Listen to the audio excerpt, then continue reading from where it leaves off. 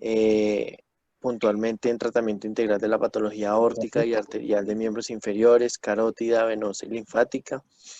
Tiene a cargo la dirección y manejo del laboratorio de métodos no invasivos, desarrollo de tratamiento híbrido, cargos complejos de aorta descendente, segmento tóraco-abdominal con fenestras y ramas, tratamiento de aneurismas aórticos ilíacos e hipogastrios, accesos vasculares complejos secundarios para hemodiálisis y salvamento de la extremidad inferior. Además es el jefe del servicio de cirugía vascular y endovascular de la Fundación Cardioinfantil, miembro ad hoc del Comité de Ética en Investigación Clínica e instructor asistente por méritos académicos de la Universidad del Rosario. Ha sido miembro de la Society of Vascular Surgery, ha sido miembro de los cirujanos endovasculares de Latinoamérica, del American College of Surgeons, entre muchas otras instituciones internacionales y nacionales. Y es un honor entonces tenerlo pues tanto como tutor adjunto honorario y pues hoy en esta revisión. Muchas gracias, doctor Barrera. Bueno, muy amable, Jaime, muchas gracias por este espacio y muy complacido de estar en este grupo de interés que creo que va cumpliendo con los objetivos y bueno, vamos a entrar al grano. Les voy a compartir mi pantalla.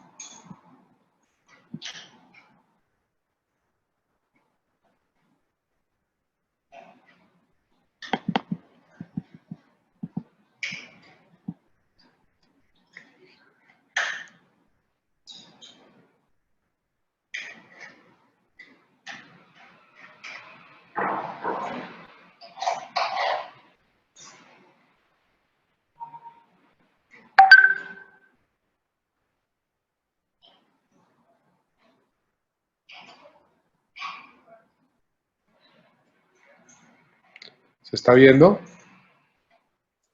Se está viendo el navegador, doctor.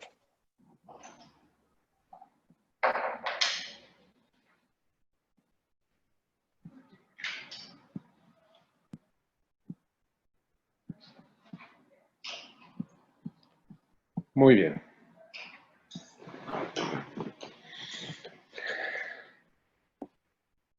Ok. Bueno, miren, este es un tema, digamos, la cirugía vascular completó con la cirugía de la aorta alrededor de 65 años de desarrollo de tratamientos de aneurisma de aorta. Y completamos en este momento 30 años. Ahorita pasamos hace un mes la celebración de los 30 años de la primera endoprótesis de aorta desarrollada por el doctor Juan Carlos Parodi. Entonces, digamos, el aneurisma de aorta ha estado con la humanidad produciendo desenlaces fatales y desde apenas hace 65 años se pudieron corregir con éxito y hace 30 años se desarrolló la técnica endovascular para corregir los aneurismas de aorta. Muy importante que un grupo como el nuestro conozca de la mano este tema. Sigue cobrando vidas, sigue siendo muy complejo el manejo del mismo, requiere de manos expertas para el manejo y especialmente este que no avisa que es el aneurisma roto. Cuando podemos hacer resección de aneurismas de aorta electivos, pues es una fortuna para el paciente y casi siempre son hallazgos incidentales o el producto de un buen examinador que encuentra una masa pulsátil en el abdomen. Cuando el paciente llega de forma electiva, se necesita que se le ofrezca un procedimiento que tenga una baja mortalidad, que tenga unos buenos resultados y que sea desarrollado en condiciones óptimas, quiere decir un equipo de trabajo. Si el aneurisma llega roto, la mitad de estos pacientes morirán antes de llegar al hospital y los pacientes deberán ser atendidos en el quirófano desde el momento en que ingresan a la institución. La meta son 90 minutos puerta de urgencias a la apertura con bisturí del abdomen para el tratamiento quirúrgico.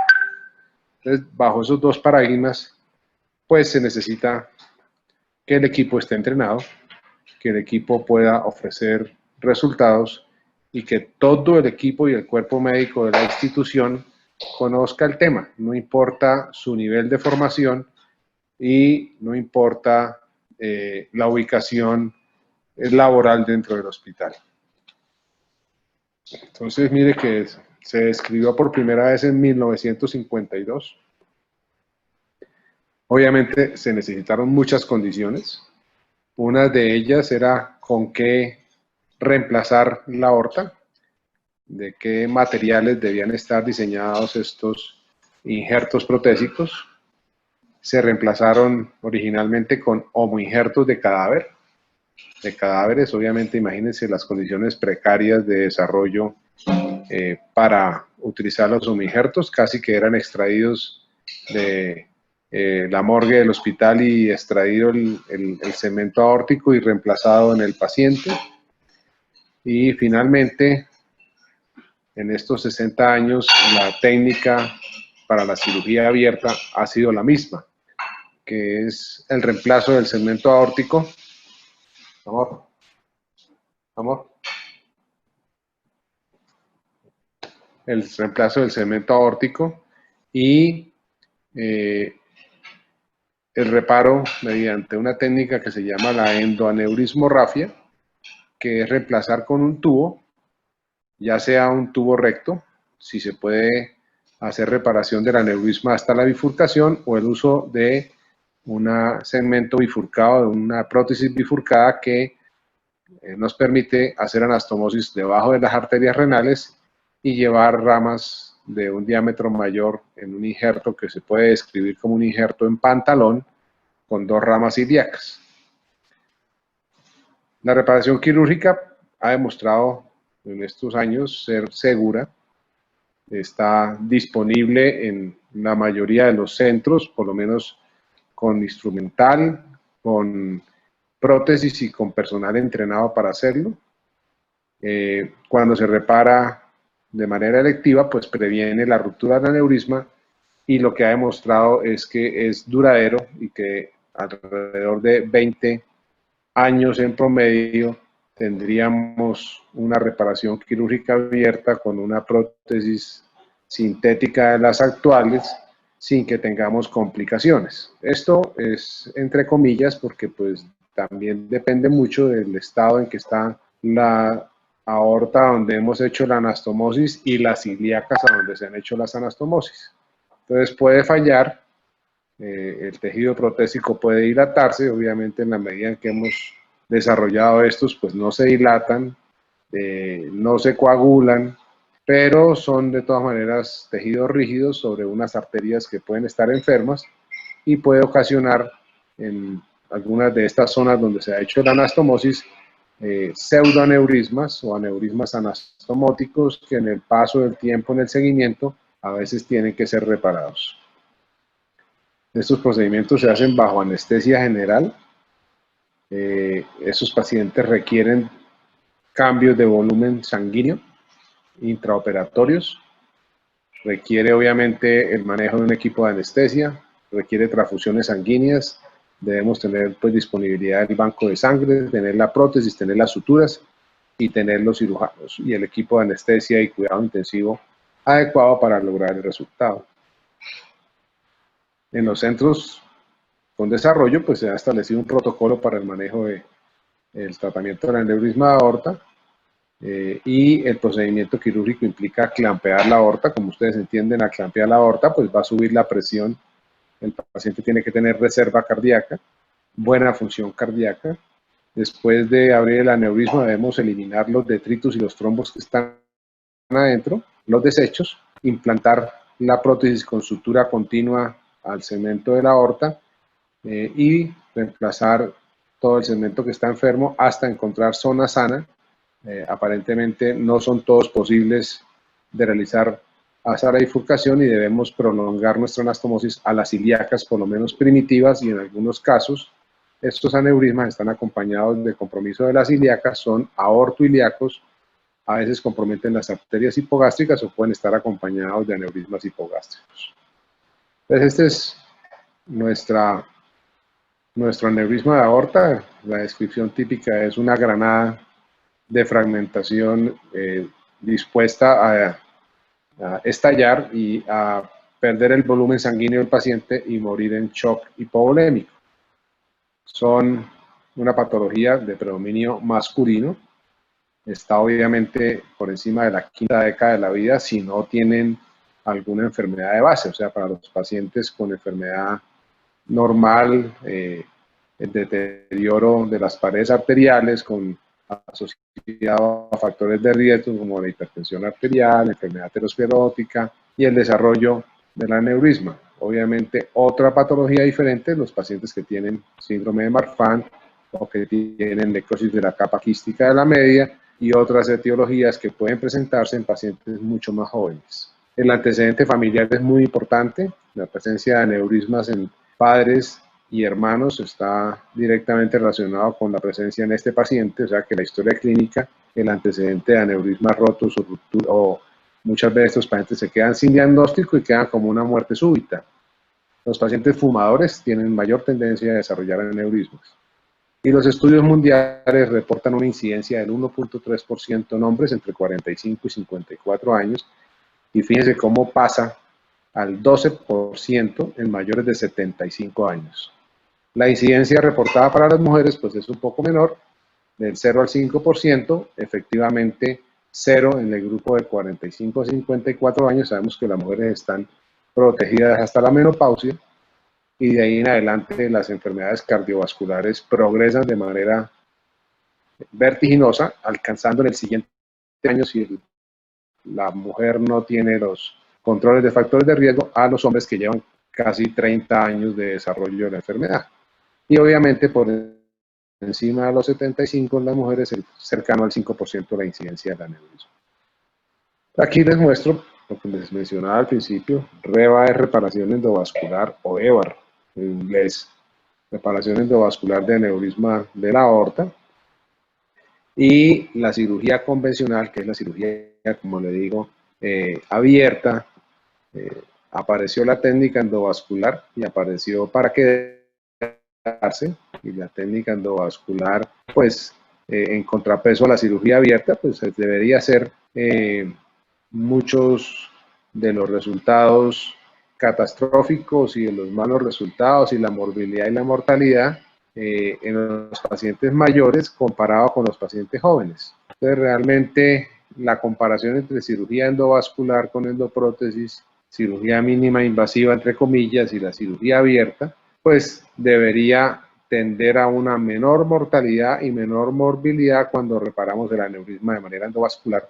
Pero cuando miramos en el largo plazo, este es un estudio publicado en marzo-abril del 2015, básicamente muestra que los resultados en el largo plazo son iguales tanto para la cirugía convencional abierta que para la cirugía endovascular, con algunas salvedades. Entonces, digamos, la cirugía abierta en pacientes que tienen menos de 60 años, los que van a tener una más larga sobrevida, debemos tratar de realizar cirugía abierta, que es uno de los paradigmas que le van a dar mayor resistencia comparado con las endoprótesis que hoy llevan 30 años, pero digamos las últimas generaciones, con todas las correcciones que se han hecho tecnológicas, llevarán alrededor de 15 o 20 años con buenos resultados. Pero entonces, en pacientes jóvenes, debemos seguir ofreciendo cirugía abierta.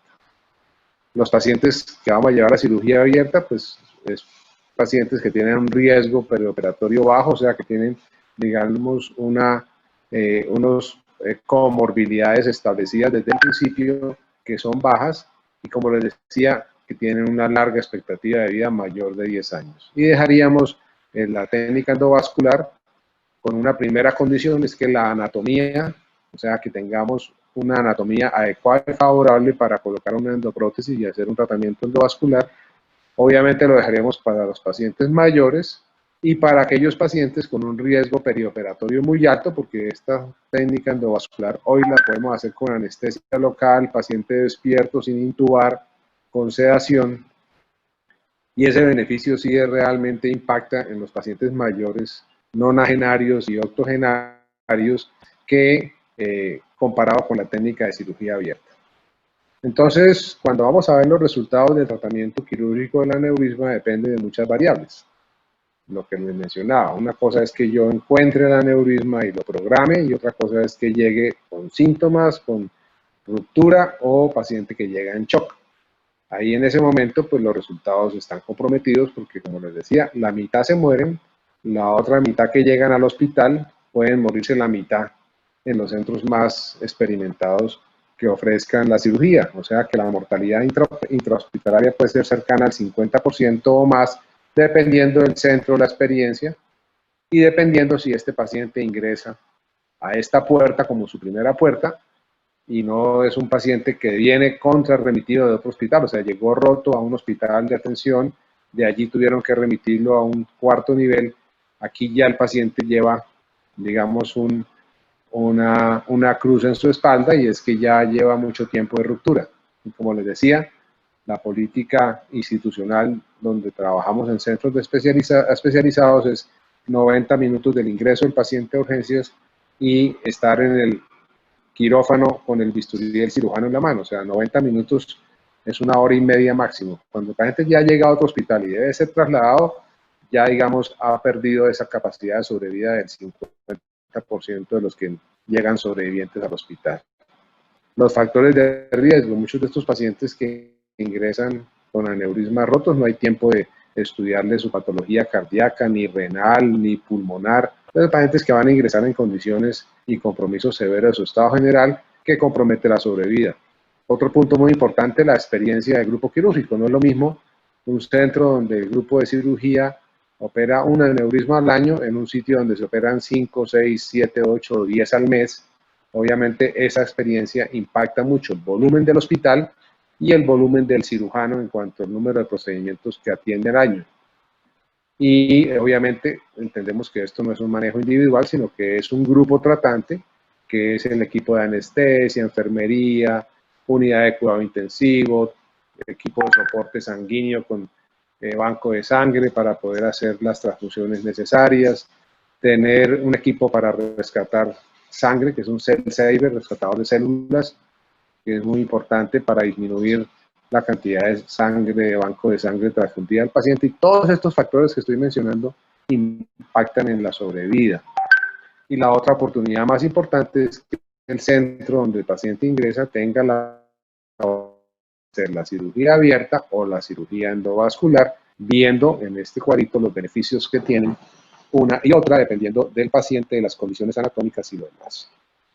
Cuando vamos a mirar la mortalidad a 30 días, la estancia hospitalaria, la aparición de complicaciones perioperatorias, lo que está publicado habla que los aneurismas electivos, o sea, que yo pude programarlos, que se encontró en una ecografía o en un TAC o en un análisis clínico que encontró una masa pulsátil, esos aneurismas tienen una mortalidad del 3.8 al 8%, dependiendo de la experiencia del centro, del volumen del centro y de las condiciones que ya mencionamos.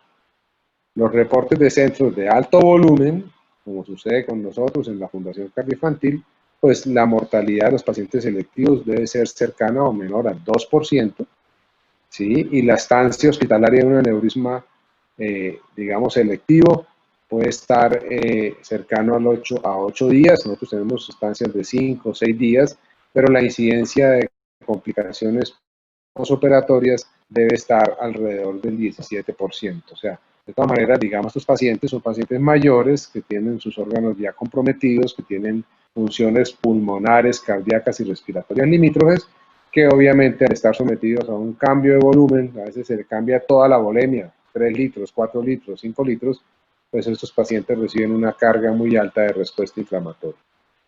Cuando tenemos aneurismas rotos, el paciente que se rompe en la calle y llega choqueado, la mortalidad posoperatoria en ese reparo, como lo mencionaba, es del 30 al 50% intrahospitalarios, porque otra mitad de esos pacientes no van a llegar al hospital. En estos últimos, digamos, 30 años, desde que se promulgó la técnica de reparo por vía endovascular como una alternativa, realmente se iniciaron con los pacientes de alto riesgo, pero a medida de que nos acercamos al año 2020, hoy tenemos la posibilidad de ofrecerle tratamiento endovascular a más o menos el 70% de los casos selectivos y más o menos a un 50% de los casos rotos que llegan de emergencia, porque lo más importante para la terapia endovascular es que tenga unas condiciones anatómicas favorables para este tratamiento. Y favorable es lo que estamos mirando aquí en este esquema, que tenga un cuello favorable, que tenga unas ilíacas donde vamos a hacer las zonas de aterrizaje de la endoprótesis. Aquí en el lado derecho estamos viendo la prótesis aórtica endovascular ya liberada e implantada. Entonces, si tiene estas condiciones, un cuello adecuado longitudinal, con un diámetro adecuado para la endoprótesis y con unas buenas zonas de anclaje en las ilíacas, pues este procedimiento se puede llevar a cabo con éxito. Y cuando violamos estas indicaciones, pues el resultado del tratamiento endovascular, que inicialmente puede ser realizado, pero el fracaso en el tiempo, en el corto y en el mediano plazo, es por las fallas del dispositivo, tanto en la región proximal como distal, como otras fallas relacionadas técnicas o fallas relacionadas con la prótesis. Entonces diríamos que cuando uno compara la mortalidad, nosotros tenemos, digamos, cirugía el 2%, digamos, en un centro especializado, puede llegar al 5, al 8% en centros no especializados o de muy bajo volumen, y la endoprótesis lo que ha facilitado es que centros con muy poca experiencia, pero que tengan esta disponibilidad tecnológica, mantengan niveles de mortalidad entre el 1 y el 2%. Sí hay una diferencia importante en el impacto de no tener que hacer la parotomía, y esto se ve, digamos, con la estancia hospitalaria, el paciente que puede iniciar la vía oral, que tiene pocos cambios de hilio, logrado por el tratamiento endovascular, pues en 2 o 3 días está en su casa, mientras que una cirugía abierta puede prolongar la estancia en UCI y prolongar la estancia hospitalaria. Esta es una revisión que los invito a que todos la consulten, está en la Revista Colombiana de Cardiología, de enero a febrero del año 2015, es, digamos, unos resultados de la Fundación Cardioinfantil, analizados desde el 1 de enero del 94 hasta el 30 de junio del 2013, y están viendo aquí desde el 94, en este año 95 al 96 se estableció el servicio de cirugía vascular como tal independiente de cardiovascular. Aquí hice yo mi entrenamiento como fellow de cirugía vascular, y cómo prolongó en el tiempo, en los volúmenes, los números. Aquí estamos hasta el año 2013. Tenemos 7 años más, pero más o menos se han mantenido las mismas tendencias en estas 3 tendencias. Una, los pacientes que se atienden con aneurismas rotos y que son llevados a cirugía abierta o convencional. El grupo 2, los pacientes que hacemos electivos con reparo abierto, o sea que se determinó por el cirujano que no tenía condiciones para hacer terapia endovascular. Y el tercer grupo, los pacientes también electivos que programamos para cirugía y que se les ofreció la opción endovascular. Y en este estudio se determinaron la mortalidad intrahospitalaria y la mortalidad a los 30 días, que es como se define realmente la mortalidad intrahospitalaria de un procedimiento. Los desenlaces secundarios después de la mortalidad, pues muy importantes hoy, la estancia hospitalaria, las complicaciones infecciosas, las complicaciones quirúrgicas, las complicaciones renales, cardíacas y pulmonares. Y aquí vemos algunas variables importantes. En el grupo 1, que eran los aneurismas rotos, se analizaron 65 pacientes en este periodo, del 93 al 2013, La edad promedio de estos pacientes fue 70 años, más o menos 8 años, y la diferencia entre masculino y femenino, los masculinos fueron el 80% de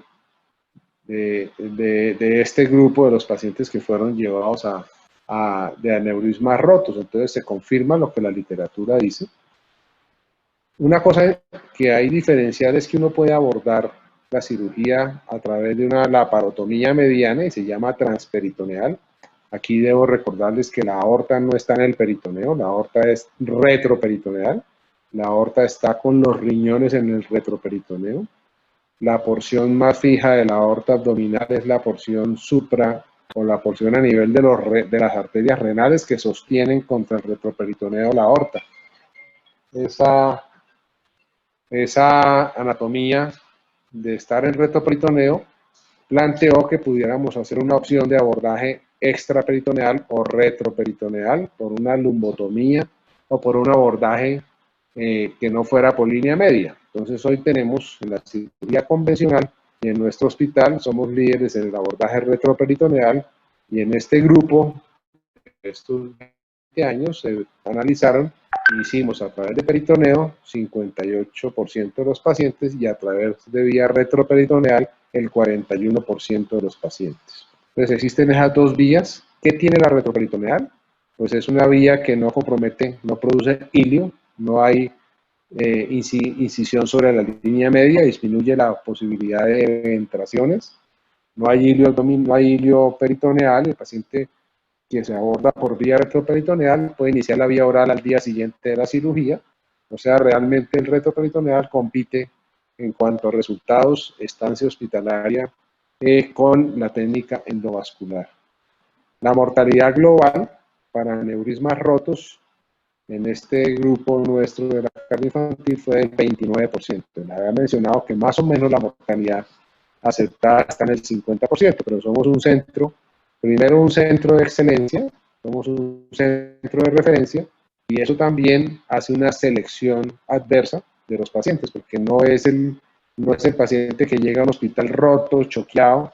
Nuestro paciente viene remitido a otro hospital, o sea, ese paciente que nos llega a nosotros aguantó llegar a otro hospital, subirlo en una ambulancia y trasladarlo a nuestro hospital. De pronto la mortalidad en un hospital que sea la primera puerta de llegada es mucho mayor porque los pacientes seguramente nuestros han tenido tiempo de soportar el sangrado y de ser contrarremitidos. Esa es una selección adversa, pero digamos esta es una mortalidad por debajo de la aceptada mundialmente en este grupo de aneurismas rotos abiertos. Eso a la experiencia del grupo. Y la mortalidad en grupos, entonces a los transperitoneales la mortalidad fue del 26% y los retroperitoneales la mortalidad del 33%. Esto tiene unas implicaciones académicas porque es más difícil hacer la disección retroperitoneal, se requiere más tiempo, tiene unas ventajas muy grandes al abordaje transabdominal o transperitoneal, pero en este grupo lo único que podemos afirmar fue que, digamos, la mortalidad fue mayor del 26 al 33% del abordaje retroperitoneal en los aneurismas rotos. Aquí están, digamos, el resto de las variables. Hay cosas a favor del retroperitoneal. Aquí hay menor cantidad de transfusión, digamos, de pacientes transfundidos, pero fueron mayores las unidades transfundidas a los pacientes que requirieron.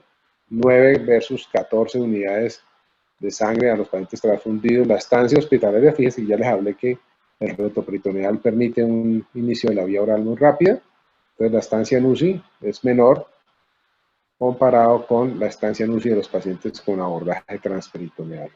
Igualmente la estancia hospitalaria en piso para los transperitoneales 9 días y para los retroperitoneales 3.5 días. Las reoperaciones por sangrado fueron similares. Estos pacientes deben ser vigilados en cuidado intensivo. Algunos requieren hacer nuevas intervenciones.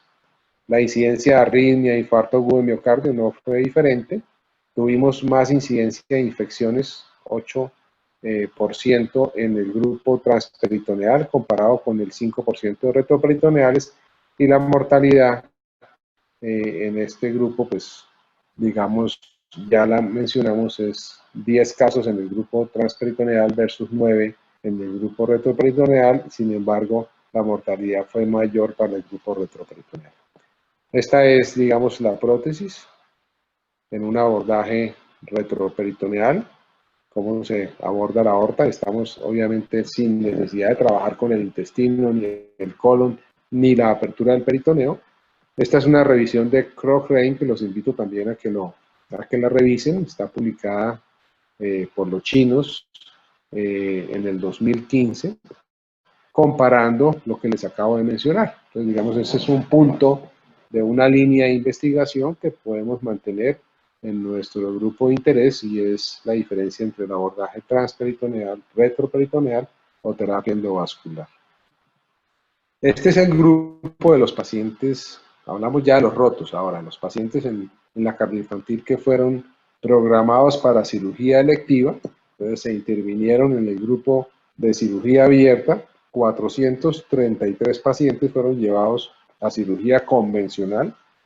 De estos 433 se escogieron 417 pacientes después de excluir 16 en quienes se habían desarrollado procedimientos adicionales al aneurisma de aorta, o sea que nos quedamos con los 417 puros aneurismas de aorta abdominal. Y se observaron los desenlaces. La edad promedio de este grupo, fíjate que es mucho menor que los rotos. Aquí la edad promedio es de 69, más o menos 8, y un 21% de este grupo de cirugías de aorta programadas correspondió a las mujeres. Aquí fue mucho mayor la escogencia de abordaje retroperitoneal. El 70% de los pacientes selectivos los llevamos en la cardioinfantil a abordaje retroperitoneal. 30% de estos pacientes requirieron transfusiones sanguíneas con una media más o menos de 2 unidades por cada paciente de glóbulos rojos. La media de estancia hospitalaria y la estancia en piso fue de 3 días, y la media de los pacientes con abordaje retroperitoneal fue de 1 día. Entonces, fíjense que realmente el abordaje retroperitoneal impacta muchísimo en la estancia hospitalaria y en la recuperación del paciente. Complicaciones, digamos, 2.8% requirieron reoperación por sangrado, que es la primera causa de reintervención, y 1.8% presentaron insuficiencia renal. La mayoría de esas insuficiencias son temporales debido a los cambios de volumen al clampeo de la aorta, y ninguno de este grupo requirió de diálisis definitiva. Fueron soportes renales transitorios. Arritmias, mire, el 1.8% de los pacientes presentaron 1.8% arritmias, y infarto agudo de miocardio el 1.1%. Todos estos pacientes selectivos llevan estudio de coronarias, estudio de perfusión miocárdica o ecocardiograma estrés para determinar isquemia de miocardio. Es un paciente electivo de aneurisma de aorta, tiene enfermedad coronaria sintomática o con isquemia. Primero se corrige la enfermedad coronaria, ya sea con angioplastia, con stent o con revascularización con puentes o bypasses, y en un segundo procedimiento se corrige el aneurisma de aorta. Entonces, por eso la incidencia de infarto es baja. Si uno no hace esto, los pacientes, su primera condición de mortalidad es el infarto agudo de miocardio intraoperatorio o postoperatorio. En este grupo no hubo infecciones de injerto, y solamente en 2.3 ocurrieron infecciones no vasculares, o sea, de las heridas de los sitios de abordaje, de las incisiones de piel o tejido celular subcutáneo. La mortalidad entonces del 2.8% para 12 pacientes, una tasa global, digamos, que para mayores o para menores fue del 4 al 6.23% respectivamente. Aquí está más o menos la comparación de las variables incluidas en este análisis. Entonces los invito a que conozcan, revisen. Es un muy buen artículo con un análisis epidemiológico de los poquitos que hay en Colombia. No tenemos mucha literatura en nuestro país. Para analizar los dos periodos de corte, digamos, eso tiene que ver mucho con la experiencia del grupo. Yo les mencioné que en el 97 hice mi entrenamiento y el servicio arrancó más o menos 95. Entonces se hizo una comparación de esta primera etapa del servicio, donde se intervinieron 125 pacientes, y allí entonces fue el 29.97%, comparado con el segundo periodo, del 2002 al 2013, donde ya se realizó el 70% de abordajes retroperitoneales. Entonces, a medida que el grupo adquiere experiencia y confianza con este abordaje, se prefiere.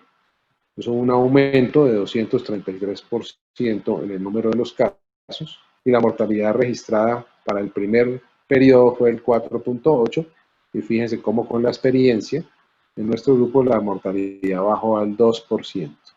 Esto, digamos, tiene una importancia determinando el análisis que hicimos y no tiene, digamos, una diferencia significativa en análisis epidemiológico. Y el grupo 3 son los pacientes que se trataron en la carga infantil en este periodo de manera endovascular. Con una endoprótesis se intervinieron 75 pacientes. O sea que realmente 75 de 292 electivos fue el 25% de los intervenidos desde el año 2002. La edad promedio en este grupo que se intervinieron endovasculares, entonces está acorde a la recomendación, pacientes mayores de mayor riesgo que tienen anatomía favorable, y este grupo también fue más alto en el grupo de las mujeres. Las mujeres tienen un problema grande para el tratamiento endovascular, es que las arterias son más pequeñas, los accesos a nivel de las femorales y de las ilíacas para colocar la endoprótesis. Y la mortalidad en este grupo de terapia endovascular fue del 1.3%. Entonces, realmente de estos 75 pacientes, solamente uno falleció, que es realmente importante. Y de las mujeres, lo que les mencionaba, hay un factor importantísimo de acceso, y por eso 7 pacientes del grupo femenino, pues entonces en ellos hubo un poquito más de mortalidad. Requirieron transfusiones sanguíneas 3 unidades el grupo que se hizo endovascular. Entonces, fíjense que de todas maneras se necesita transfusión sanguínea, así las pérdidas no estén hacia el exterior. Eso, el paciente con aneurisma roto hace un hematoma retroperitoneal, y el paciente con cirugía electiva endovascular, pues el trombo, el saco neurismático se trombosa, consume plaquetas, consume sangre, y fíjense que siempre se requirieron transfusiones sanguíneas. La estancia de cuidado extensivo y en piso, pues en este caso de terapia endovascular, es de 1 día en UCI y 2 días en piso. El tiempo de estancia es mucho menor que la cirugía abierta, no hay ninguna discusión en el tema, pero la diferencia no fue significativa, especialmente por lo que les mencionaba del impacto que tiene la cirugía retroperitoneal de manera electiva, donde realmente compite con la cirugía endovascular. En este grupo de pacientes de cirugía endovascular, que una gran mayoría de ellos se puede llevar con anestesia local, no hubo arritmias, no hubo infartos de agudo de miocardio, no hubo necesidad de convertirlos, porque muchas veces entra uno a hacer el procedimiento endovascular, no se puede o falla y hay que convertirlo. Aquí no hubo necesidad en este grupo de convertirlo, ni accidentes vasculares durante los procedimientos. Una falla renal transitoria del 1.3%, y aquí debo destacar que para hacer técnica endovascular el paciente requiere el uso de medio de contraste, que es una anoxa, una agresión contra el riñón, y fíjense aquí en este grupo solamente fue el 1.3%. Hay muchas cosas asociadas a la terapia endovascular. Digamos, hubo necesidad de explantar una endoprótesis de estas en el seguimiento por infección de la endoprótesis. Se realizó un explante sin mortalidad. El paciente en ese momento no falleció, requirió retiro de la prótesis por infección y falleció 1 año después. 2 pacientes de este grupo sufrieron una oclusión, la trombosis de una de las ramas del injerto endovascular. Se realizó un injerto extraanatómico femoral y se resolvió la isquemia de la pierna donde estaba trombosado. En un paciente en los cuales se ocluyó una de las ramas y el injerto, requirió amputación del miembro inferior por isquemia irreversible. Un paciente de los que se realizó endovascular presentó una embolía visceral múltiple intraoperatoria, hizo isquemia intestinal y falleció. Se reportan 3 casos de endofugas tipo 1. Vamos a mirar cuando analicemos el tema de las terapias endovasculares, que son las fallas, las endofugas, las migraciones, las fracturas de las endoprótesis.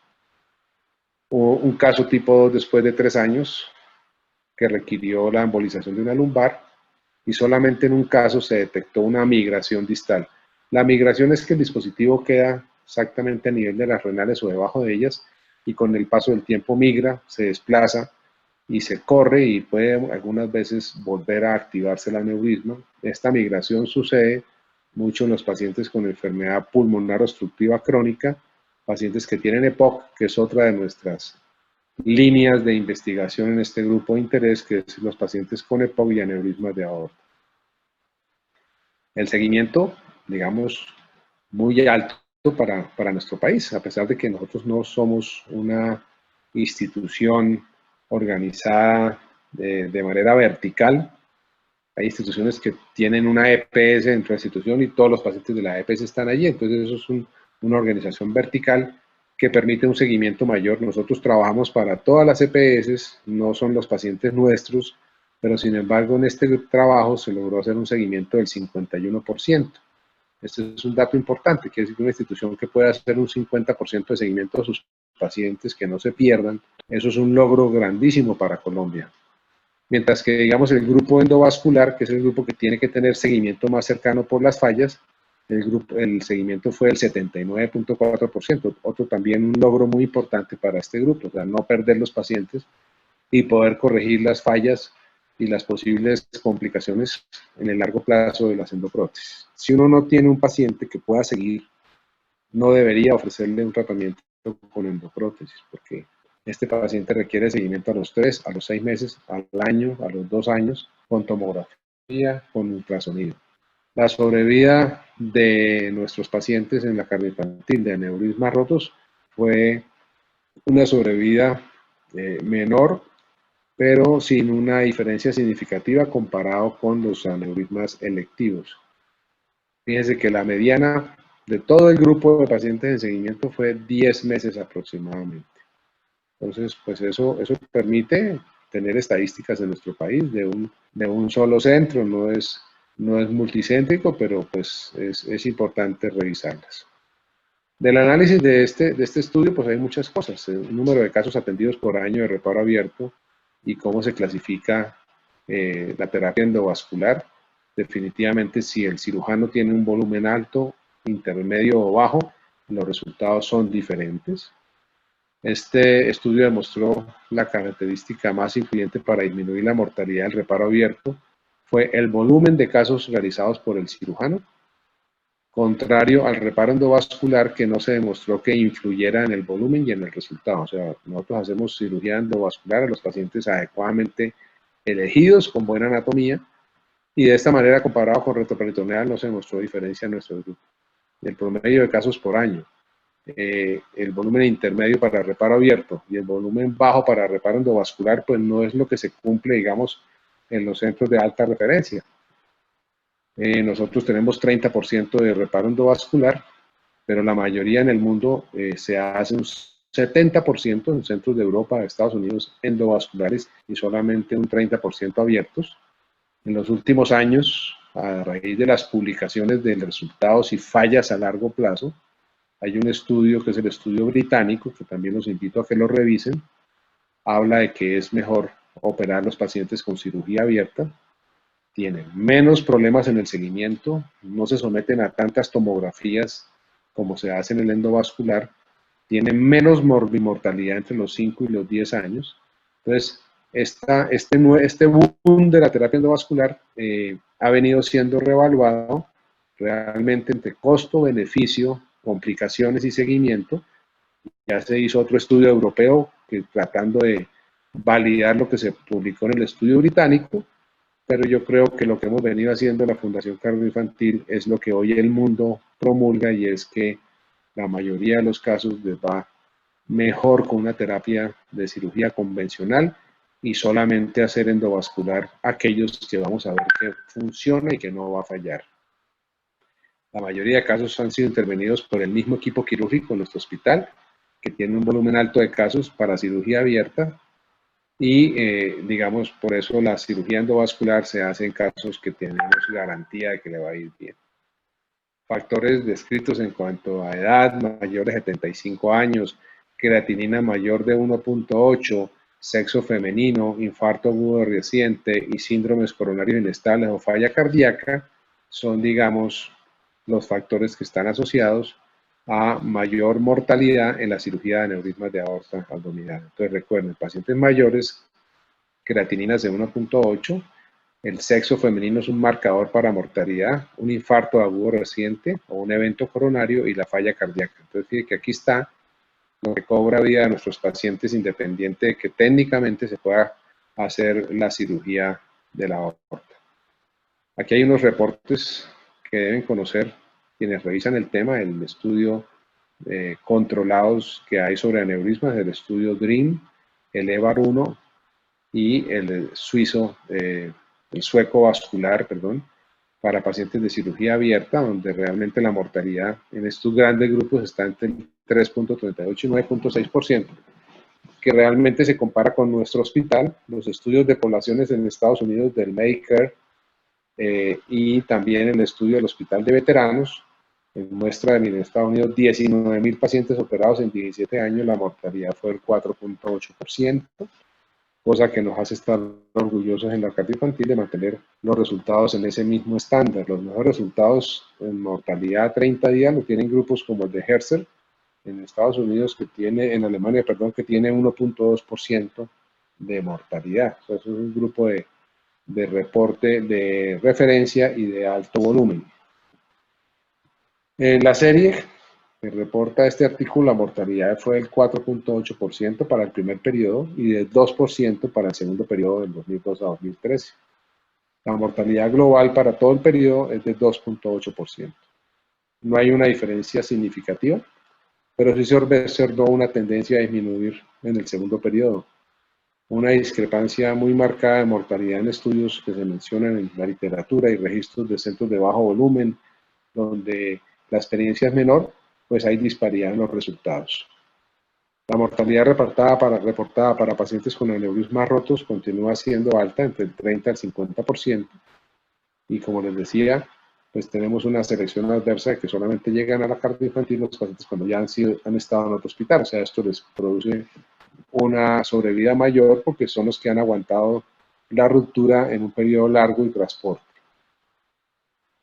Digamos, los estudios son comparables con los que reportó Menta en Albany, en el grupo de Albany, que tal vez es el grupo que más experiencia tiene en cirugía abierta en Estados Unidos. Hay, digamos, de la gran cantidad de volumen de pacientes selectivos, obedece a que la mayoría de los pacientes rotos, como les mencionaba, llegan a otros hospitales de la ciudad, en donde se atiende en primera puerta de entrada a los pacientes y después son direccionados a un centro de referencia. La mortalidad observada en el grupo nuestro, de nuestra serie, tiene diferentes factores. La primera es la remisión a urgencias con estabilidad hemodinámica, un dato que no lo hemos podido analizar. Puede ser otra línea de investigación para esta patología de nuestro grupo de interés. La organización del servicio nuestro, pues obviamente es un equipo coordinación adecuada con cirugía, anestesia cardiovascular, estamos todo el tiempo 24 horas disponibles y hay una experiencia obtenida en la institución en el tiempo que permite ofrecer eso. Los desenlaces secundarios de este estudio, complicaciones mayores, estancia hospitalaria comparada con la mayoría de las series publicadas, pues deja satisfecho al servicio de la cardioinfantil. Tenemos beneficios en cuanto a estancia, menor incidencia de complicaciones respiratorias, se refleja que el 70% de los abordajes que hicimos fueron extraperitoneales y eso realmente refleja el impacto de esta técnica. Digamos, la proporción de reparos selectivos frente al total de casos es, digamos, 25% cuando se compara con series internacionales. Yo les mencionaba que la mayoría de los hospitales ofrecen reparo endovascular, nosotros solamente a quienes tienen anatomía adecuada y eso hace que la incidencia sea más baja de ese tipo de reparo. Una cosa muy importante que lo mencioné antes es que para poder ofrecer terapia endovascular debemos garantizar el seguimiento a largo plazo del paciente. Si no podemos garantizar eso, es mejor no ofrecer la terapia endovascular, porque las endofugas, ¿sí? En los pacientes que están seguidos, pues es una de las fallas, se presuriza el aneurisma y a pesar de estar corregido puede romperse porque vuelve nuevamente a entrar el flujo de sangre al saco aneurismático. Aunque no es el objetivo de este estudio, la terapia endovascular en nuestro grupo, pues se hizo de manera selectiva para los pacientes con buenas condiciones. Obviamente vimos que eran mayores los pacientes endovasculares que los abiertos. Y lo otro muy importante es que no encontró beneficio en este grupo en cuanto a estancia en unidad de cuidado intensivo y hospitalización, comparando abordaje retroperitoneal o extraperitoneal versus pediatría endovascular. Somos conscientes de las limitaciones de este estudio. Es un estudio retrospectivo, en una serie de un hospital único, en un periodo de 18 años. Digamos, difiere un poquito el estándar de los primeros años a los últimos años. Esta es la serie tal vez más grande reportada en Colombia, en los tratados de aorta, y muestra cómo los resultados obtenidos por el grupo son comparables con los centros de alto volumen en el ámbito internacional. ¿Qué se recomienda? Pues conformar grupos de trabajo orientados al manejo de patologías específicas, hacer una muy buena selección de los pacientes. A pesar de que la terapia endovascular ha contribuido en el incremento de casos atendidos, ha permitido que muchos grupos lo puedan tratar sin tener todo el entrenamiento para la cirugía abierta, pero lo más importante es que pudiéramos mirar que los resultados sean buenos y los pacientes, digamos, que son sometidos a endovascular son los pacientes de más alto riesgo. Debemos hacer seguimiento y análisis estricto de curvas de mortalidad. Es fundamental para evaluar resultados de pacientes en aneurismas de aorta. Digamos, dentro de esa es la publicación nuestra. Digamos, hay unas publicaciones más recientes de casos específicos que podemos revisarlos más adelante. Pero esto quería traerlo porque habla casi de todos los aspectos y es, digamos, resultado del trabajo en equipo en la carrera infantil. Aquí algo de lo general de la literatura que es importante. Entonces, fíjense que nosotros tenemos una indicación para operar aneurismas de aorta electivos en hombres cuando tienen más de 5.2 centímetros y en mujeres cuando tienen más de 5 centímetros. Entonces, no se justifica hombres cuando tienen más de 5.5 centímetros que interaneurismas de menos de ese tamaño de manera electiva. Estamos hablando para los aneurismas asintomáticos. Pues cuando se repara con ese tamaño es porque realmente el diámetro, pues más ruptura. Y esto se demostró en los estudios y realmente no se justifica operar aneurismas de menos de 5 centímetros si el paciente no ha tenido síntomas. Entonces, el seguimiento sí es importante en estos pacientes para poder determinar en qué momento los operamos.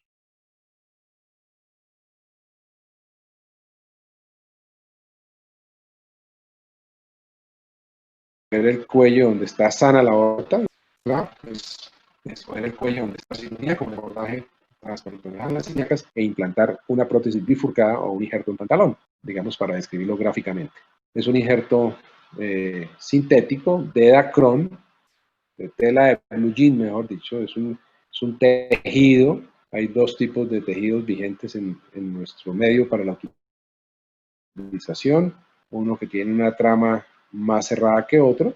Y estos injertos hoy vienen ya precoagulados para que las pérdidas sanguíneas sean mínimas. Estos injertos no filtran. Entonces es una de las ventajas.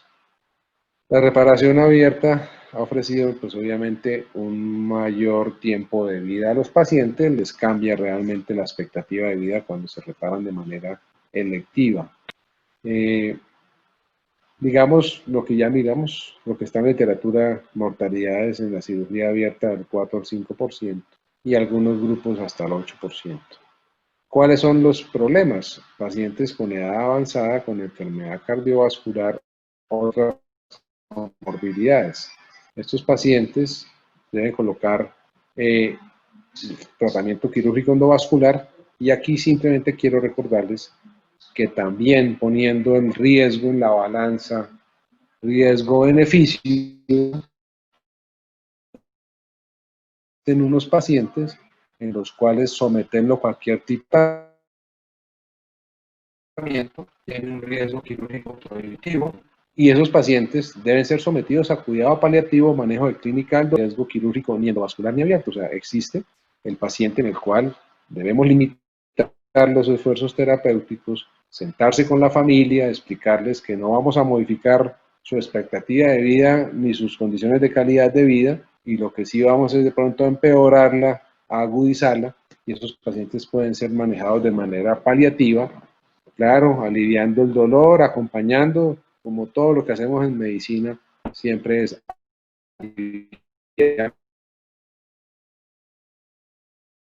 acompañar y disminuir el sufrimiento. No todos los pacientes, digamos, hay muchos estudios. Este estudio del Journal del American College of Cardiology habla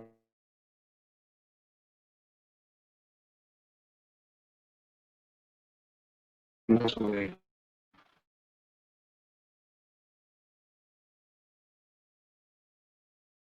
los metaanálisis que comparan la cirugía abierta con la terapia endovascular. Como les decía, son múltiples en los años. Los invito a que analicemos esta línea de investigación.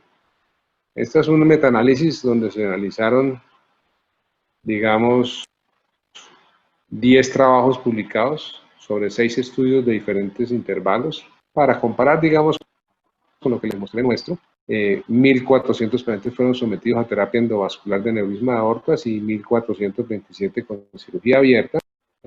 Y aquí están, digamos, todas las revisiones, los estudios que les mostraba, el EVAR 1 y el EVAR 2, el DREAM, y cuántos fueron los seguimientos y comparando los resultados. A 30 días, digamos, es menor en esta revisión para terapia endovascular, es 0.35 con un intervalo de confianza del 95% contra 0.19. O sea, la diferencia es importante a favor de terapia endovascular. Pero cuando se mira a mediano plazo, a los 5, a los 10 años, los resultados no muestran diferencias. El porcentaje de reintervenciones en la terapia endovascular es alto comparado con la cirugía abierta. Y fíjense lo más importante, a largo plazo no hubo diferencias en cuanto a mortalidad, con RR de 0.9 relacionada con aneurisma de aorta es de un RR de 1.58. Entonces, digamos, esto es para tenerlo en cuenta de que no es la panacea, pero lo que sí vemos con preocupación es que cada vez los grupos de cirujanos operan menos abierto, tienen menos experiencia y obviamente esto impacta en los resultados. Continúa siendo mucho más costoso la terapia endovascular. Les puedo contar que un dispositivo para reparar un aneurisma de aorta en nuestro país está entre 25 y 30 millones de pesos solamente los insumos, sin tener en cuenta la sala de hemodinamia, los gastos, cuidado intensivo, esta intervención. Y una cirugía abierta, los insumos de la prótesis y suturas puede estar alrededor solamente de unos 4 o 5 millones de pesos. Entonces, una cirugía endovascular total puede costar en nuestro país unos 50 a 60 millones de pesos y una cirugía abierta entre 10 y 15 millones de pesos. Entonces, digamos, para un país en desarrollo como el nuestro, sí tiene un impacto importante y más grave cuando vamos a ver costo-efectividad y resulta que si le estamos poniendo toda esa cantidad de costos y no estamos siendo efectivos en el impacto, pues vale la pena reevaluar. Lo dejo porque es otra línea de investigación para el grupo de interés. Entonces, digamos en esta imagen bonito que el diagnóstico de aneurisma de aorta lo puede hacer el portero de la clínica, porque es una masa evidente. Esto se ve muy bien en los pacientes cuando ya están anestesiados y relajados, pero tenemos pacientes obesos en los cuales es imposible que podamos ver un aneurisma de esta manera.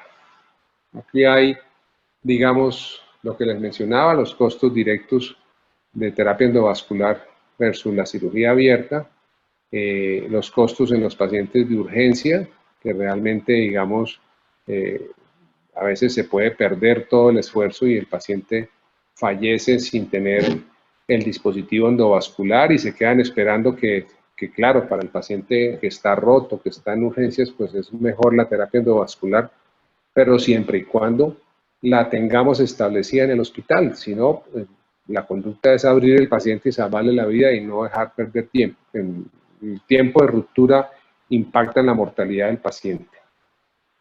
Sí hay análisis de alguna rentabilidad, digamos, en Estados Unidos, en Europa, porque los costos de la cirugía abierta son iguales de altos a la cirugía endovascular. Aquí hay más ejemplos en cuanto a resultados y estudios de comparación para aneurismas selectivos y los factores de riesgo, hiperlipidemia, diabéticos, la falla renal, los fumadores. Otro estudio en comparación de cirugía abierta con cirugía endovascular, las intervenciones asociadas, amputaciones, embolectomía, laparotomía para control de daños y la alta incidencia de resección de colon y de colostomía en los pacientes que sufren isquemia mesentérica, en los pacientes que tienen que ser reintervenidos o en los pacientes que se operan en aneurismas rotos. Otros aspectos importantes es, digamos, si hacemos incisión, son las heridas, las hernias incisionales, las fístulas entre el injerto y las asas intestinales o hasta con la vejiga, fístulas aortovesicales y aortoentéricas, la infección de los injertos. Todos estos son los aspectos relacionados con la terapia abierta y con la terapia endovascular. Las endofugas, que vamos a revisarlo cuando revisemos específicamente este tema. Cuando miramos a lo largo del tiempo, la necesidad de reparaciones, de nuevas intervenciones, mire que la cirugía abierta permanece sin necesidad de reintervenciones, mientras que la terapia endovascular entre los 60 meses y los 80 meses pues es alta. Eso es lo que está en contra de la terapia endovascular. Pocos estudios han investigado rendimiento de reparación endovascular en los diferentes grupos de edad.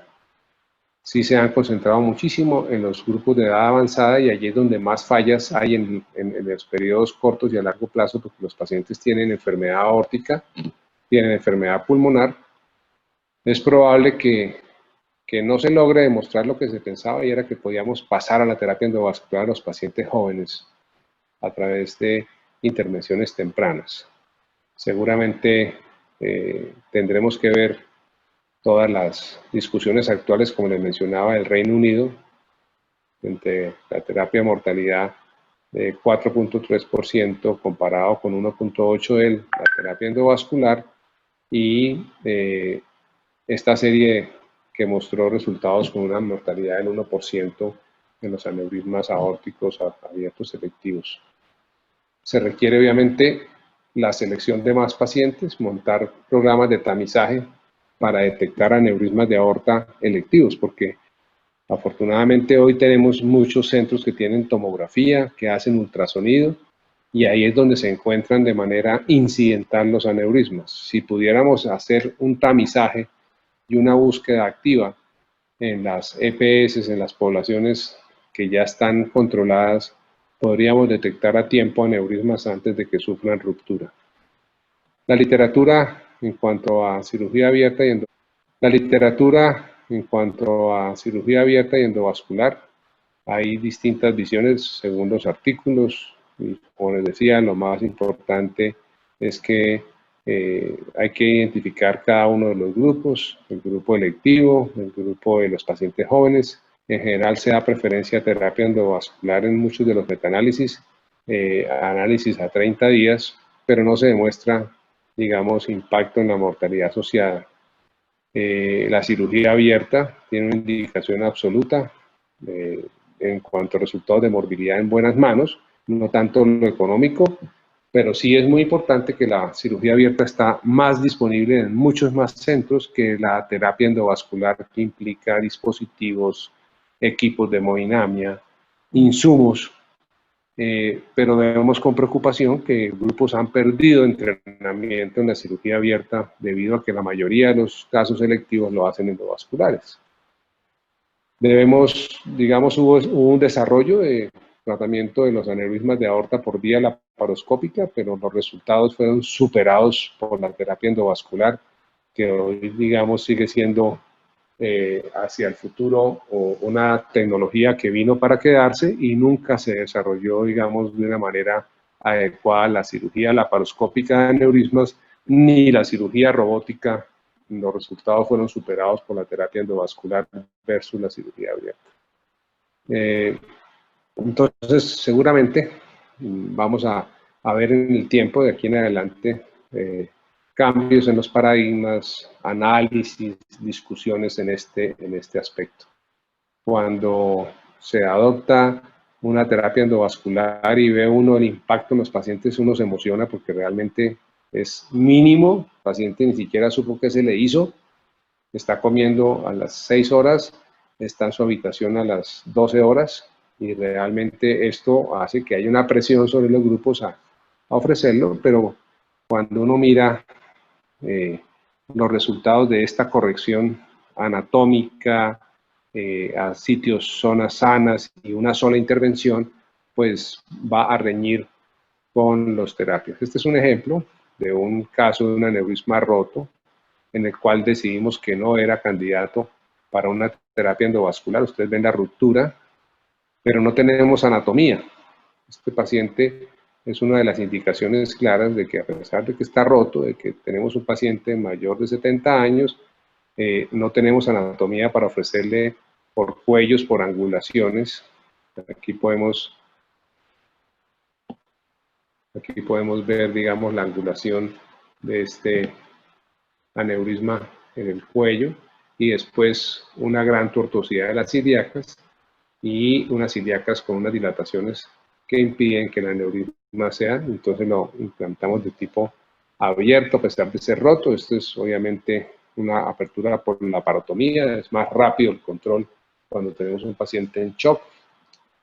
Estos shock masivos con infiltración, con pérdida de volumen en el abdomen, con paciente choqueado, produce un edema severo en las asas, produce una cosa que se llama síndrome de hipertensión intraabdominal. Hay un síndrome compartimental del abdomen y por eso desde el principio se decide dejar el paciente en una bolsa de laparostomía y se lleva a una segunda revisión, se hace una revisión de hemostasia y sucede como por ejemplo en este caso que el shock, la hemorragia lo llevó a una isquemia de colon. Este paciente requirió resección del sigmoide en el 24 horas posoperatorias después de la revisión. Este es el cierre, la colostomía y el paciente sobrevivió a su ruptura de aneurisma de aorta y pues obviamente con una colostomía tipo Hartmann, tiene una colostomía acá y un cierre del muñón del recto para una posterior intervención de cierre de su colostomía. Otro caso de aneurisma de aorta rota que se determinó que para terapia endovascular, ustedes ven la ruptura aquí levantando todo el riñón del lado izquierdo, todo esto es el hematoma del aneurisma roto y aquí ustedes ven, bueno, perdón, estas son las, sí, esta es la imagen del aneurisma. Le hicimos, es el mismo caso anterior, que le hicimos un control de tomografía y vemos acá la prótesis. Ya está implantada la prótesis proximal, persiste algo del hematoma. Aquí están las dos ramas de la prótesis que vimos abierta y la reconstrucción. Esta es la misma imagen. Aquí está la prótesis implantada, la reconstrucción abajo a las ilíacas. Digamos, tuvimos que hacer un control de tomografía en el posoperatorio para revisar después de la colostomía y tuvimos la oportunidad de ver este reparo quirúrgico en una posoperatorio inmediata. Otro caso de que no es candidato a terapia viene la tortuosidad de este aneurisma. Es imposible que una prótesis endovascular sea capaz de franquear una curva hacia la derecha y luego unas curvas en las dos ilíacas sin zonas de aterrizaje. Pues son pacientes que a pesar de estar rotos, no se les puede ofrecer aquí está la aorta normal. Entonces esta es la línea media, hace una angulación a la izquierda, el gran saco aneurismático, aquí está el hematoma, que hay retroperitoneal hacia las asas, esta es la aorta donde se normaliza hacia la aorta distal, y luego vemos otro aneurisma con dilatación de las dos ilíacas comunes o primitivas, o sea, imposible de implantar una endoprótesis. Entonces son casos llevados a cirugía abierta. Otro caso también que digamos fue electivo, la cirugía abierta por la misma tortuosidad. Miren, aquí este es el ángulo de 90 grados de la aorta infrarrenal y luego hacia abajo compromiso de las ilíacas. También requirió cirugía. Aquí se ve mucho mejor la tortuosidad. Es una de las contraindicaciones para colocar una endoprótesis, un ángulo de estos de 90 grados y no tener una zona de aterrizaje para la endoprótesis en la porción distal. Es la reconstrucción de ese aneurisma. Indicaciones entonces para reparación abierta: los aneurismas sintomáticos de cualquier tamaño, que se presentan con dolor abdominal, dolor en la espalda, en el flanco, que tienen evidencia de embolización o dedos azules por embolización, o la ruptura franca, aneurismas asintomáticos de más de 5.5 centímetros en hombres y 5 centímetros en mujeres, que han presentado un rápido crecimiento. Entonces hacemos tomografías, cuando tenemos un aneurisma en 4 centímetros, pues hay que hacerle control a los 6 meses al año, y si vemos que ha crecido más de 0,6, el paciente no se espera que llegue a 5, va creciendo muy rápido, lo llevamos a cirugía. Enfermedades asociadas: podemos tener enfermedad aterosclerótica de las arterias, podemos tener aneurismas infectados, que son aneurismas micóticos. Cuando hablen del término de aneurisma micótico, no son hongos, sino es un aneurisma de la aorta infectado. La mayoría de las infecciones son por salmonela y por bacterias como la pseudomonas y algunas bacterias aerobias y anaerobias. Y otra patología del aneurisma específico es el aneurisma inflamatorio, que es una respuesta agresiva inflamatoria sobre el saco y la retroperitoneo. Complicaciones después de cirugía endovascular: pues todas las correcciones deben ser abiertas. La conversión del aneurisma temprana cuando ha fallado la técnica endovascular. ¿Cuáles son las contraindicaciones? Un riesgo estimado del procedimiento que supera el riesgo de ruptura. Entonces, en la balanza, como les decía, los pacientes que debemos dejar en manejo paliativo. La reparación quirúrgica del aneurisma en esta era endovascular, pues creemos que va a quedar limitada a los abdómenes que tienen cirugías previas, en los cuales es mejor hacerlo endovascular. Pacientes obesos con alta posibilidad de complicaciones anestésicas, pues hay una opción si las condiciones anatómicas permiten terapia endovascular, comorbilidades cardíacas pulmonares, y obviamente en los pacientes en los cuales la expectativa de vida a largo plazo es corta y en los cuales, digamos, las fallas de la terapia endovascular no van a presentarse antes de que el paciente fallezca por otra causa. La mortalidad de la cirugía endovascular está hoy por debajo del 1.5% y a nivel mundial más o menos menor del 2%.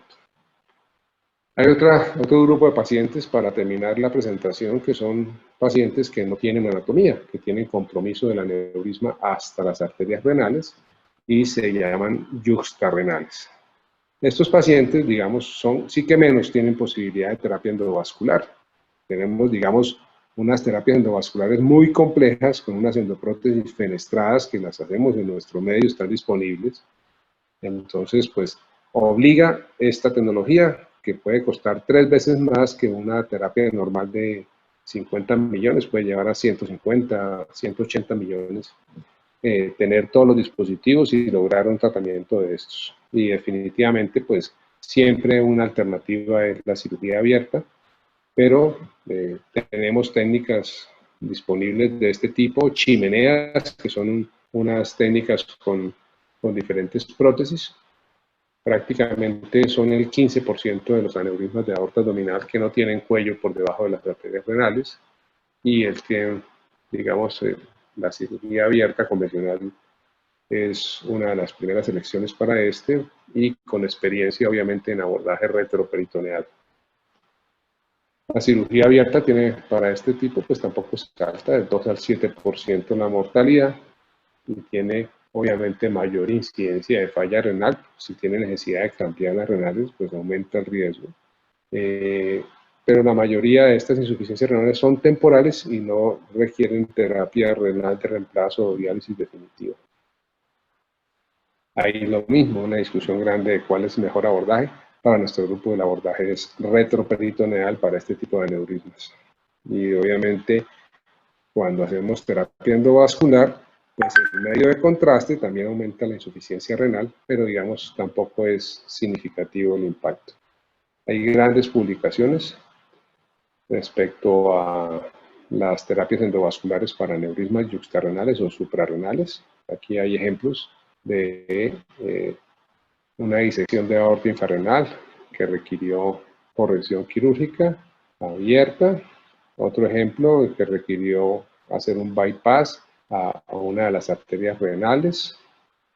Otro ejemplo de otro bypass con vena a la arteria renal, haciendo reparación de la aneurisma y requiriendo hacer un bypass a la otra arteria renal.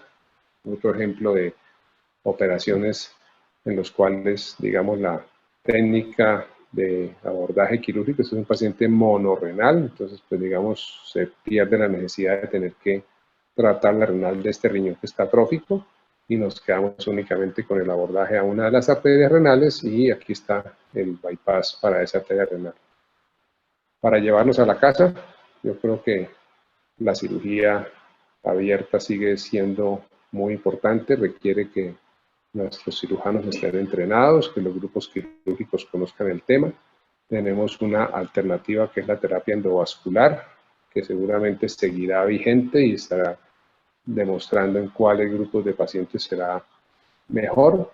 Hay muchas cosas a favor de la cirugía abierta, pacientes jóvenes, comorbilidades pocas en estos pacientes, enfermedades de tejido conectivo, como enfermedad de Marfan, artritis de Takayasu. La técnica es abierta, no se pueden pensar en colocar endoprótesis, anatomías que no son favorables, o sea que técnicamente esos cuellos no permiten, van para la cirugía abierta. Y para terapia endovascular, pacientes mayores, muchas comorbilidades, cirugía previa de aorta, por ejemplo, puede ser una alternativa a terapia endovascular, o cirugía previa de abdomen con abdomen hostil. Aquí hay, digamos, otras publicaciones del año pasado que los invito a que las revisen. Esto está en Circulation de febrero 15 del 2019 para los interesados en nuestro grupo. Hay otro de New England Journal del año 2015 en cuanto a manejo abierto versus endovascular. Y yo creería que hoy podemos decir que esos son los tres tipos de aneurismas infrarrenales, yuxtarrenales, aneurismas suprarrenales y los aneurismas tóraco-abdominales o tipo 4, para poder entender, digamos, que las demandas técnicas, tecnológicas y de ayudas, pues es diferente de acuerdo a que tengamos compromiso o no de las arterias renales y las arterias de la aorta abdominal y suprarrenal. Cirugías complejas, pacientes que tienen aneurismas o alteraciones de las arterias viscerales o de las arterias renales. Y con esto termino la presentación y creo que van a quedar muchos temas para que sigamos revisando al respecto. Muchas gracias por la atención y esperamos hoy sí muchas preguntas. Me excusan el inconveniente que tuvimos con nuestra presentación. Creo que fue un bajonazo de luz la que me dejó desconectado de ustedes. Muchas gracias, doctor. Pues de antemano, darle las gracias por iniciar el ciclo de charlas con el pie derecho. A los asistentes, muchas gracias. El viernes, como ya les comentamos, tendremos la sesión introductoria y las demás noticias que les estaremos comentando. Y bueno, para la sesión de preguntas pueden levantar la mano o si no, escribirla por el chat.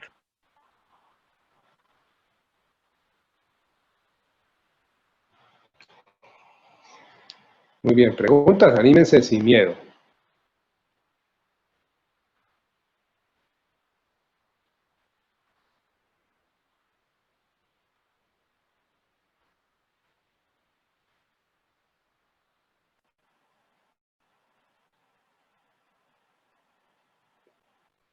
Pues estuvo muy enredado. Yo tengo Estuvo muy... eso, Gabriela, dime. Es que digamos, doctor, y tú dijiste que en 90 minutos, o sea, es como el estimado desde la urgencia hasta como ya el quirófano donde está el equipo completamente preparado para ya comenzar la incisión y la operación, ¿no? Pero entonces, digamos, ahí cómo calcularían la anestesia del paciente debido a que realmente no tienen la información como del peso del paciente ni nada como para anestesiarlo óptimamente. O sea, no sé si la pregunta es como muy... No, perfectamente relevante la pregunta. Sí, mira, el reto es ese. Seattle, que tiene la respuesta en 15 minutos,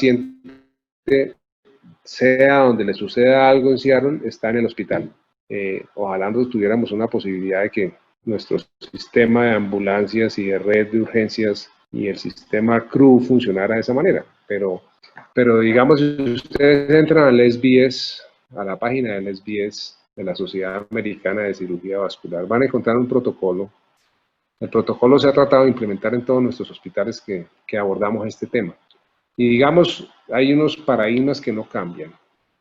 Estos pacientes que llegan rotos no necesitan ningún examen preanestésico, van al quirófano, de una vez se establece el diagnóstico.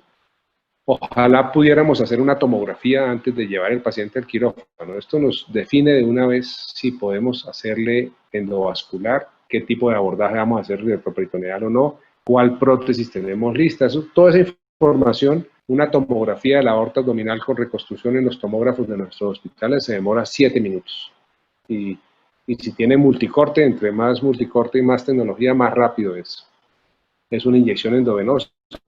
El paciente ingresa al servicio de reanimación en shock y la sospecha es aneurisma, no se debe reanimar el paciente. Entonces, la primera cosa importantísima es reanimación hipotensiva. No hay que ponerle vasopresores, o sea, a no ser que el paciente esté en un shock que requiere adrenalina y reanimación, no más, pero si el paciente está, digamos, consciente, alerta, con tensiones, hipotensión, si uno le sube la presión, va a sangrar más. Entonces, digamos, ese parámetro es importante. Lo que necesitemos para trasladarlo al tomógrafo, confirmar el diagnóstico y definir lo que vamos a hacer en la terapia. Eso digamos, no puede gastar más de 15 a 20 minutos, avisar al grupo de cirugía, a salas de cirugía que tenemos un aneurisma roto, el paciente choqueado. Y ahí lo que nos demoremos en subir el paciente, que tengamos la sala lista, que el instrumental esté listo, que tengamos la prótesis, ese es el reto. O sea, digamos, 90 minutos es mucho. En nuestro hospital, como están establecidas las cosas, el paciente puede estar en 40 minutos en la sala de cirugía máximo con tomografía y lo más importante que les digo, reanimación hipotensiva, no subirle la presión al paciente. Nosotros no transfundimos al paciente hasta que no está clampeada la aorta, hasta que no está cerrada la aorta y estamos reparando. En ese momento el anestesiólogo define si lo transfunde o no transfunde el paciente. Pero nunca transfundimos el paciente ni en urgencias, o sea, se reanima hipotensivamente, mantenerle sus miembros inferiores elevados, la cabeza más abajo de la cintura, reanimación básica. Si el paciente entra en paro, pues es otra historia, porque el paciente ya después de que entra en paro, reanimación, masaje cardíaco, el aneurisma va a sangrar el triple, y ahí entonces el cirujano tiene que sentarse en urgencias y definir si va a subir el paciente al quirófano o no, porque a veces hay pacientes que llegan en extremis, pero lo que le decía, nosotros tenemos una selección adversa porque no somos la puerta de entrada del paciente de primera vez. Posiblemente el paciente llega a otro hospital, allí sospechan el diagnóstico, si pueden lo confirman y nos lo envían. Entonces está llegando un paciente que sobrevivió a todo eso. Pues por eso les decía que tenemos una mortalidad que no es la misma del paciente que llega choqueado y que no aguanta ningún traslado y que lo pasan a un quirófano en un hospital de estos y fallece seguramente. Esa mortalidad es cercana al 50 o al 70%. Pero tu pregunta es pertinente. No necesita ningún examen. Solamente el paciente le calculan el peso, el anestesiólogo revisa el tamaño del paciente, calculan el volumen. Nosotros tenemos un recuperador de células que es un cell saver. Es importante porque entonces toda la sangre del abdomen se recupera y esta máquina concentra los glóbulos rojos.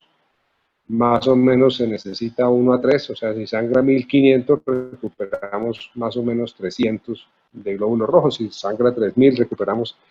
Pero esa sangre que se recupera es muy buena para el paciente, es mucho mejor que sangre de banco de sangre, que es una sangre que lleva más tiempo, que tiene más hemolisis, que tiene más factores de degradación. En cambio, esta sangre que se autorrecupera se transfunde y el paciente recupera su nivel de mol. Entonces, digamos, eso es parte del protocolo y la pregunta tuya es válida. No necesitan muchos cálculos, se avisa al quirófano, paciente con el aneurisma roto, y eso es lo mismo que un paciente con una herida por arma de fuego sangrando, o una puñalada, o paciente va, digamos, a quirófano desde urgencias. Si nos gusta, si podemos tener el TAC, como le digo, para tomar medidas y definir si tenemos chance de hacerle una terapia endovascular y no definir si hacemos abordaje retro o intraperitoneal. Hay un paciente que es el estable, que es el paciente roto contenido. Ahí me faltó, digamos, mencionar eso en la presentación. La mayoría de los pacientes que se mueren en la calle, que no llegan al hospital, es porque están rotos no contenidos. O sea, son los que se rompen anterior. Y esto va a detener la cavidad abdominal. Algunos pacientes se rompen hacia el riñón, como las imágenes que les mostró Leo, y eso se contiene. Algunos aneurismas se rompen, el trombo que está alrededor que está dentro del saco neurismático ocupa el sitio de ruptura por un trombo, y eso le permite al paciente llegar sin choquearse. Entonces, hay rotos, dolor abdominal, dolor severo, dicen que es como si estuvieran rasgando la espalda del paciente, y una hipotensión. El paciente se acuesta, llega con dolor a urgencias, pero no se ha choqueado, aguanta que le hagan la tomografía, aguanta que lo examinen, lo reanimen. Ese es un roto contenido. Y está el paciente que entra en shock, que se reanima, hace paro, que se saca del paro, se transfunde.